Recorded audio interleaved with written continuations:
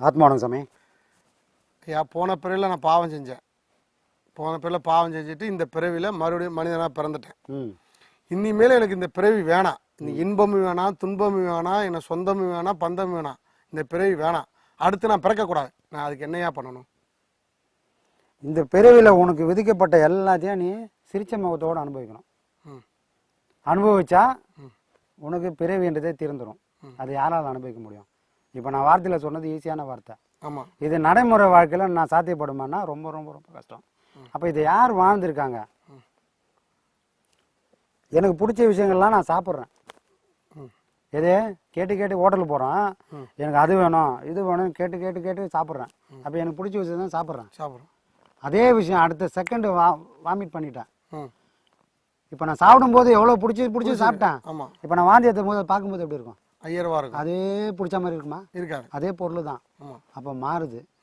ஒரு செகண்டில் மனசு மாறினா மாதிரி உன் மனசு இந்த உலகத்தை வெறுத்தா உனக்கு பிறவி இந்த பிறவிலே அழிஞ்சிரும். ரொம்ப குழப்பம். எது உனக்கு பிடிச்சதோ அதை உன் மனசு வெறுத்துதுன்னா,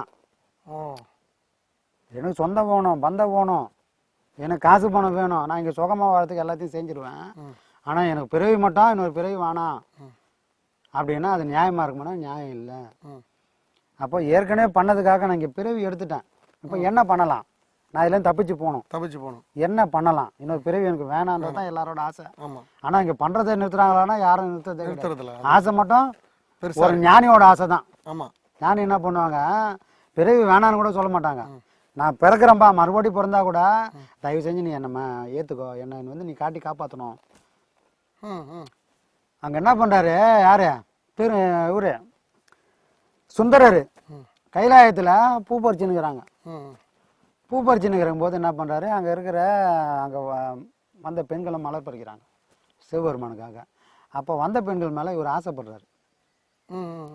ஆசைப்பட்ட உடனே யாரு சுந்தரர் எங்கே இருக்காரு? கைலாசத்தில் இருக்கிறாரு. கைலாசத்துக்கு போனவருக்கு ஆசை வரலாமா?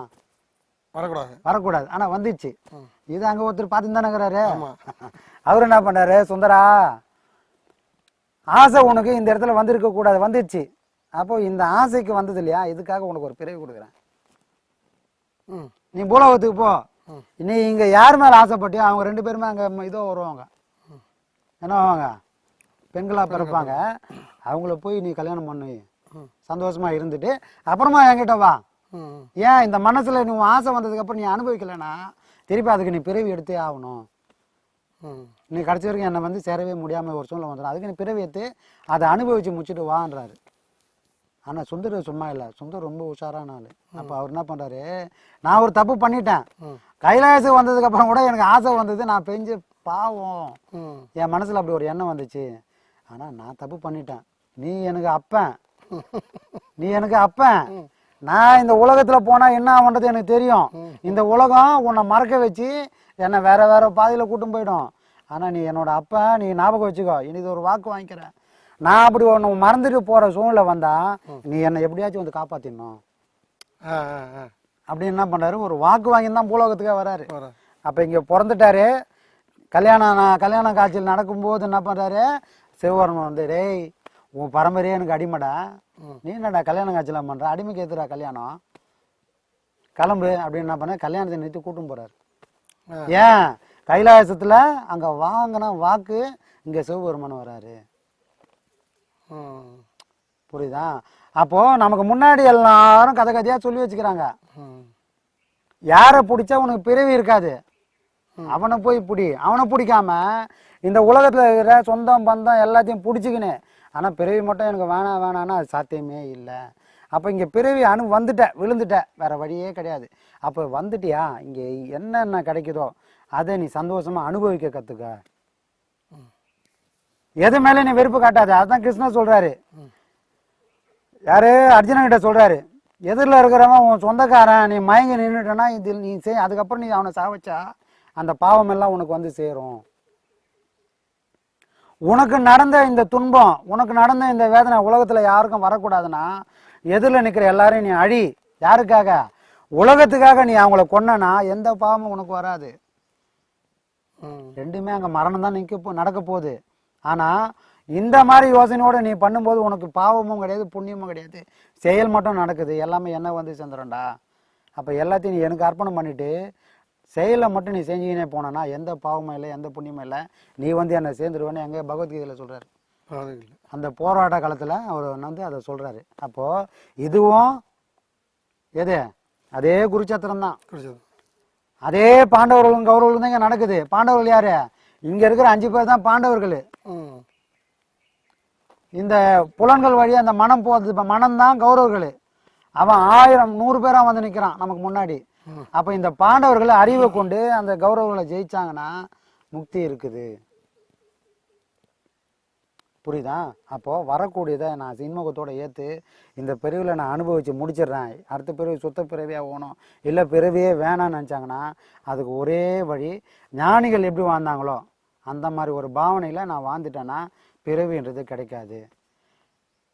ஞானிகள் எப்படி வாழ்ந்துருப்பாங்க? இந்த உலகத்தோடு வாழ்ந்தா கூட எண்ணெயும் தண்ணியும் மாதிரி, தாமரை இலைய மாதிரி அவங்க இருந்தாங்க, தண்ணியும் மாதிரி அவங்க இருந்தாங்க. ஆமாம். ஒரு புளியங்காய் அப்படியே காயாக இருக்கும்போது ஒட்டி தான் கிடக்குது. அது பழுக்க பழுக்க இந்த உலகத்துல இருந்து அவன் தனியாக அந்த ஓடு தனியாக பழத்துலேருந்து தனியாக போயிடுற மாதிரி இவங்க மனம் பழுக்க பழுக்க பழுக்க இந்த உலகத்துல இருந்து உலகத்தில் வாழ்ந்தாலும் அவங்களுக்கு அதுக்கும் உறவு இல்லாமல் ஆகிப்போச்சு. அந்த பாவனை நமக்கு வந்தால் அந்த நிலை வரும். இப்போ ஒரு குழந்தை இருக்கு, ஒரு குழந்தை கையில் ஒரு பொம்மை கிடச்சின்னு வச்சுக்கேன், அது யார் கேட்டாலும் கெஞ்சி கேட்டாலும் கொடுக்காது, 4 சாத்தினாலும் அது கொடுக்காது. ஏன்? அது வந்து அதுதான் எல்லாமே, அப்படி உலகமே அதான் மாதிரி அந்த பொம்மையை பிடிச்சி வச்சிச்சு.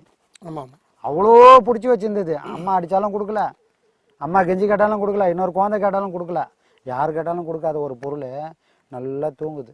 அது வரைக்கும் இறுக்கி வச்சிருந்த பொருள் நல்ல தூக்கத்தில் அது தன்னை மறந்து வெளியிடுது. அந்த கையை விட்டு அந்த பொம்மை போகுது, அதை பற்றி கவலை இல்லாமல் அது தூங்குது. இந்த பக்கம் நமக்கு வந்ததுன்னா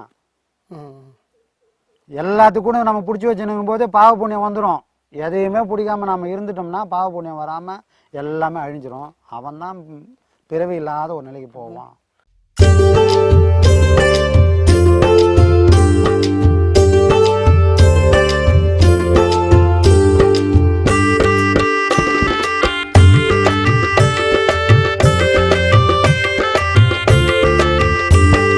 சாமி நம்ம நித்யானந்த சாமி சரணம் பாடு, சங்கடங்கள் தீர நம்ம சாமியத்தான் நாடு.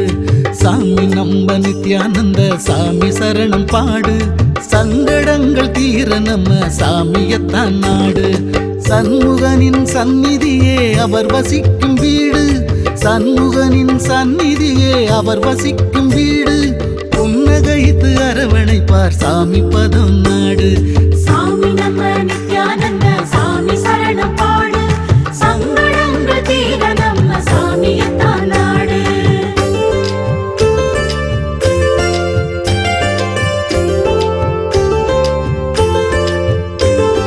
புனித ஸ்தலம் 1000 பூமியிலே உண்டு, போலி வாக்கு வந்து விட்டா எல்லா பலனும் உண்டு.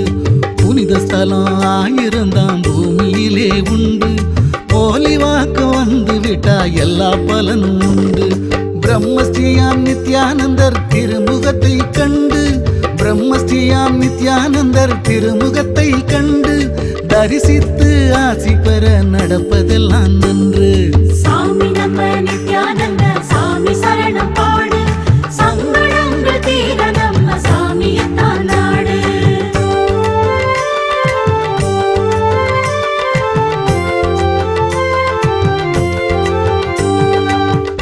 வாக்கம் சித்தரையே போற்றி பாடு நீயும், பொல்லாத எண்ணம் எல்லாம் பொசுங்கித்தானே மாயும்.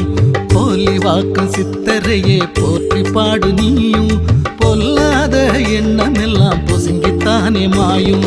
உனக்கும் எனக்கும் எப்பவுமே உள்ளத்திலே காயம், உனக்கும் எனக்கும் எப்பவுமே உள்ளத்திலே காயம். சாமியாலே மனதில் உள்ள காயம் எல்லாம் மாறும்.